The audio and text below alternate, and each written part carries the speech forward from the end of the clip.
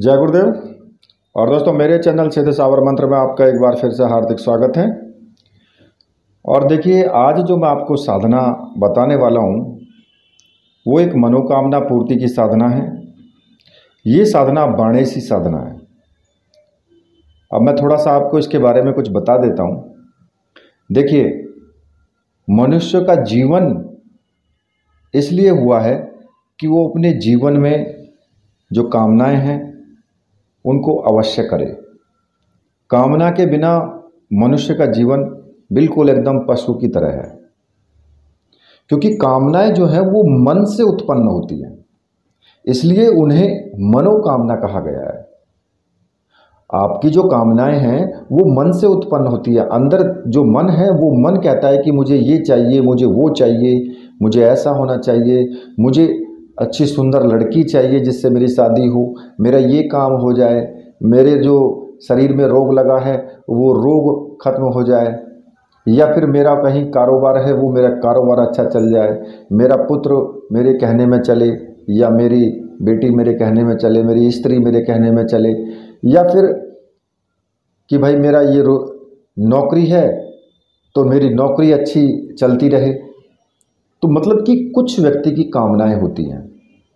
उसी प्रकार से कि भाई मेरा शत्रु है, मुझे बहुत परेशान कर रहा है, ये शत्रु जो है मेरा यहाँ से चला जाए। मतलब कुछ व्यक्ति की बहुत ऐसी कामनाएं होती हैं। तो ये क्या होता है, ये कामनाएं तो होती हैं और मन ही इनको पैदा करता है, तो इसलिए इनको मनोकामना कहा गया है।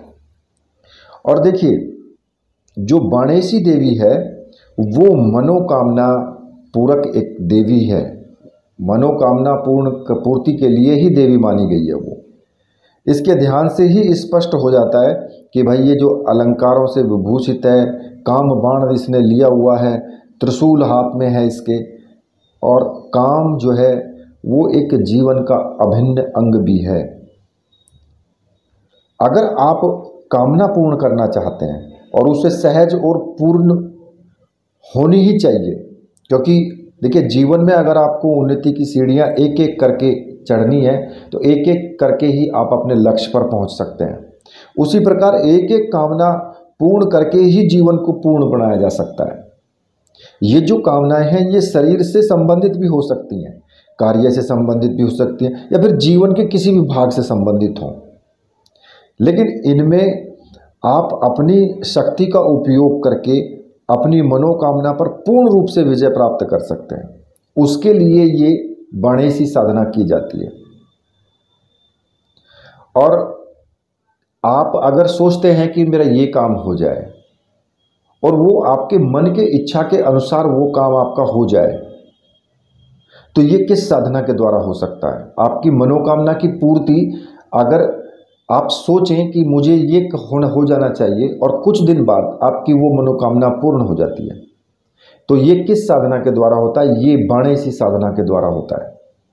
ये बाणेसी साधना है ही ऐसी साधना। तो देखिए, इस साधना में आपको जो मुख्य रूप से जो आपको इसमें सामग्री की आवश्यकता होगी वो भी मैं आपको बता देता हूँ। तो देखिए, इसमें एक बाणेसी यंत्र और एक मनोकामना पूर्ति माला और एक रक्षा माला, ये तीन सामग्रियों की इसमें आवश्यकता होगी। और ये सामग्री मंत्र सिद्ध और प्राण प्रतिष्ठा युक्त तो होनी ही चाहिए। और रक्षा माला रक्षा मंत्रों से सिद्ध होनी चाहिए, क्योंकि रक्षा माला तब तक आपके गले में रहेगी जब तक आप मंत्र जाप करेंगे। और अगर आपको ऐसी सामग्री चाहिए तो आपको मैंने व्हाट्सएप नंबर दिया हुआ है वीडियो में, वहाँ से आप मुझे व्हाट्सएप कर सकते हैं और वो सामग्री आप प्राप्त कर सकते हैं। सामग्री आपको 100% मिलेगी ही मिलेगी। किसी भी प्रकार की शंका अपने मन में ना रखें बिल्कुल भी। तो देखिए, आपको जब ये साधना शुरू करनी है तो इसमें आपको दक्षिण दिशा की तरफ मुख करके आपको साधना इसमें शुरू करनी है। और ये साधना आपको रात्रि में 9:30 बजे से शुरू करनी है। लाल आसन आपका होना चाहिए। सामने जो चौकी है उस पर लाल रंग का वस्त्र बिछा हो। अगर कपड़े या धोती जो भी आपके पास है अगर वो लाल रंग की है तो बड़ी अच्छी बात है। जो दिशा है वो मैंने बता ही दिया, दक्षिण दिशा है। और अब आपको क्या करना है कि इसमें आपको 3 रुद्राक्ष के दाने भी चाहिएंगे, क्योंकि इस साधना में 3 रुद्राक्ष के जो दाने हैं वो आप कहीं से भी ले सकते हैं, भाई आप किसी दुकान से भी ले सकते हैं। ठीक है, तो 3 रुद्राक्ष ले लेना, वहाँ से लेकर के उसे भी अपने पास में रखें। तो सबसे पहले आपको क्या करना है कि चौकी जब आपकी तैयार हो जाएगी तो एक माता का चित्र जरूर आपके पास होना चाहिए और एक गुरु जी का चित्र होना चाहिए। अगर गुरु भगवान शिव हैं तो फिर भगवान शिव का चित्र आपके पास हो, और अगर गुरु आपके कोई दूसरे हैं, कोई देहधारी गुरु हैं, तो फिर उनका भी चित्र आप रख सकते हैं। और देखिए, सबसे पहले आपको क्या करना है कि एक दीपक जला दें। दीपक जो है आप घी का ही जलाएं, देसी घी का दीपक जला दें। पुष्प, कुमकुम या केसर जो भी आपके पास है वो आप ले लें, और चावल है तो चावल भी ले लें। ठीक है, और अगर आप कुछ भोग वगैरह रखना चाहते हैं तो भोग भी रख सकते हैं, और ना भी रखेंगे तो फिर भी कोई दिक्कत नहीं है।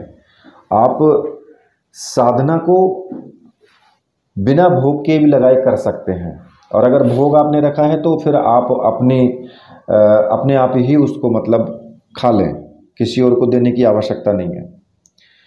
सबसे पहले आपको अपने गुरुजी का पूजन करना है। गुरुजी को धूप से, दीप से टीका लगाएं, उनको पुष्प चढ़ाएं, चावल चढ़ाएं। ये सभी तरीके से आप अपना गुरु मंत्र बोलते हुए, समर्पयामि बोलते हुए आप उनका पूजन करें।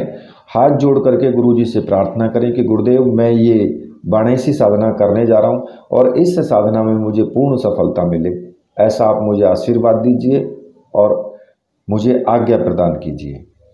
और देखिए, जो गुरु भाई हैं वो भी अपने जो गुरुदेव हैं डॉक्टर नारायण दत्त श्रीमाली जी, उनका पूजन करेंगे और अपने ही गुरु मंत्र का उनको जाप करना है।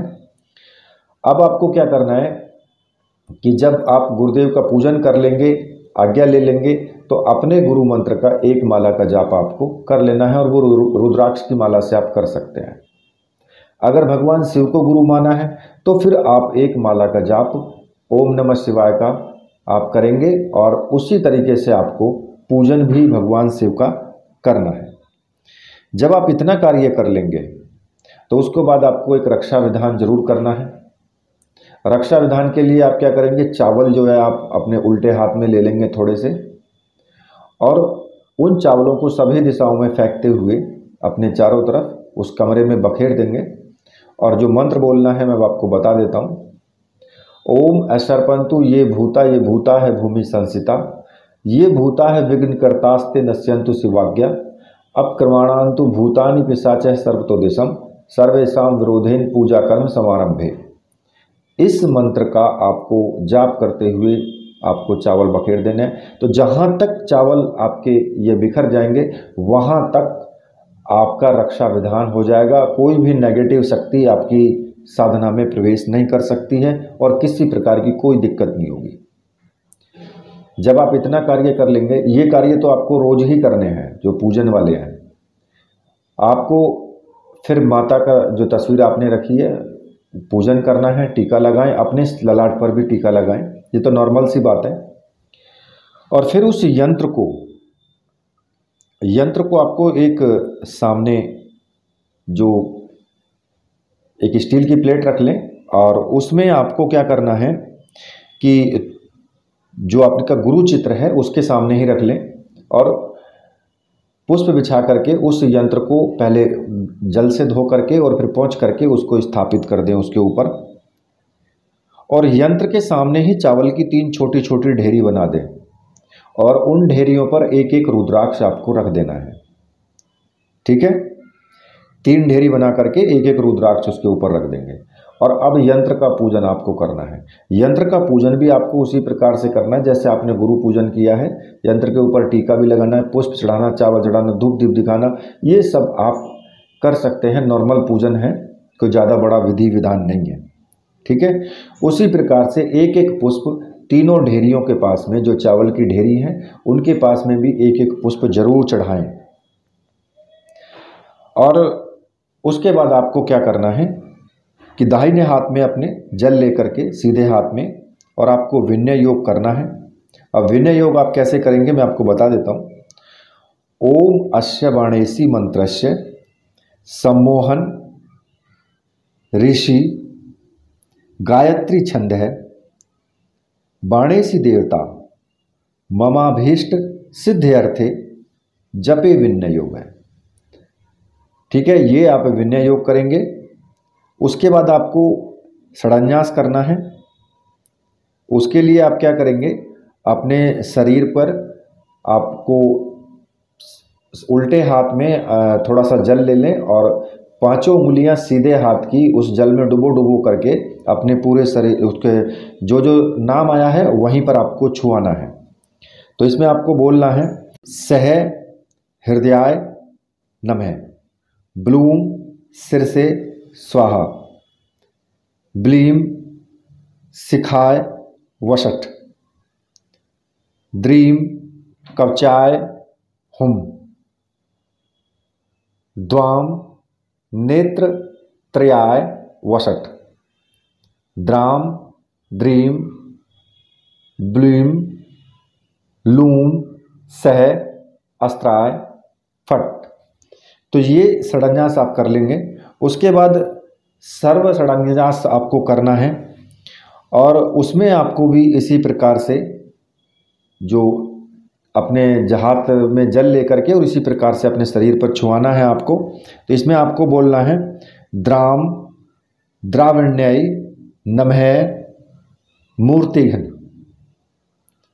द्रीम क्षौभण्याय नमः पाद्यो, ब्लीम वशीकरण्याय नमः मुखे, ब्लूम आकर्षण्याय नमः गुहे, सह सम्मोहन्याय नमः हृदय।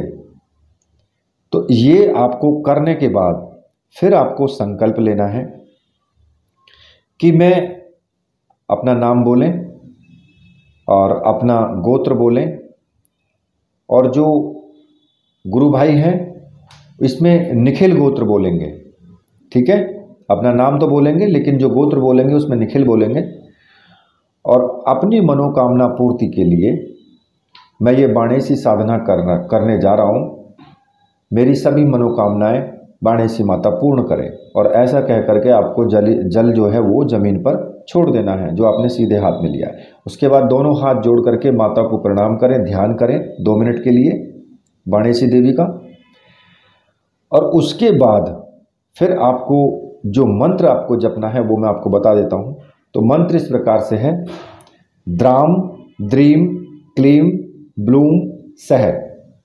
और इसमें ओम शुरुआत में नहीं लगाना है बिल्कुल भी, क्योंकि कुछ मंत्र ऐसे होते हैं जिनमें ओम नहीं लगता है, और जिन मंत्रों में ओम नहीं लगता बहुत तीव्र होते हैं। ठीक है, तो इस प्रकार से आपको इस मंत्र का जाप करना है। जो मनोकामना पूर्ति माला है उस माला से आपको जाप करना है, और रक्षा माला अपने गले में धारण करके रखनी है जब तक मंत्र जाप पूर्ण हो। ठीक है, और ये जो मंत्र आपको जपना है कम से कम 21 माला का जाप प्रतिदिन होना चाहिए। और देखिए 21 माला का जाप 21 दिन ही करें, क्योंकि साधना में अगर पूर्णता लेनी है, साधना में अगर तेजस्विता लानी है तो मंत्र जाप थोड़ा ज़्यादा करना चाहिए और ज़्यादा दिन तक करना चाहिए, जिससे कि साधना में पूर्ण सफलता मिल सके।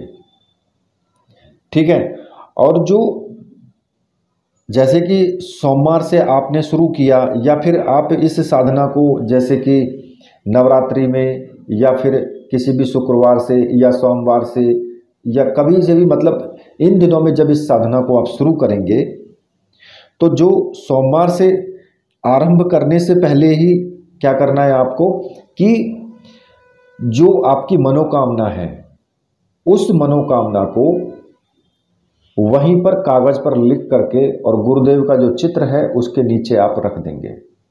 ठीक है, जो भी आपकी मनोकामना है, चाहे वो 3 हो 4 हो 10 हो कितनी भी हो, उन सबको लिख करके आप रख देंगे। और 21 दिन तक जब आप इस साधना को कर लेंगे, उसके बाद फिर आपको जो सामग्री है उसी लाल कपड़े में बांध करके किसी भी जलाशय में आप उसको समर्पित कर दें और प्रवाहित कर दें, या फिर बहती नदी में आप कहीं पर भी उसको प्रवाहित कर दें, या फिर जितने दिन आपको साधना करनी है उतने दिन करें और उसके बाद उसको प्रवाहित कर दें। पूरी साधना में आपको ब्रह्मचर्य व्रत का पालन करना है, बहुत जरूरी है। प्रत्येक साधना में मन वचन कर्म तीनों चीज़ों से पवित्र रहना है। किसी भी प्रकार से कोई ऐसा कार्य नहीं करना है जो सामाजिक दृष्टि से सही नहीं है, ठीक है। और सीधा सीधा मैं आपको बोल देता हूं कि लहसुन प्याज का इस्तेमाल ना करें, नॉनवेज का इस्तेमाल ना करें, बिल्कुल भी। इतने आप साधना करें, ठीक है।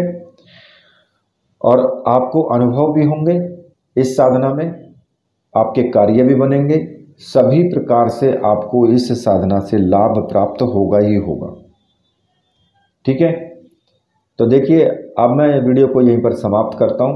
तो मेरे साथ बोलिए, बोलिए वीर बजरंगबली हनुमान जी महाराज की जय, बोलिए मेरे परमहंस गुरुदेव की जय।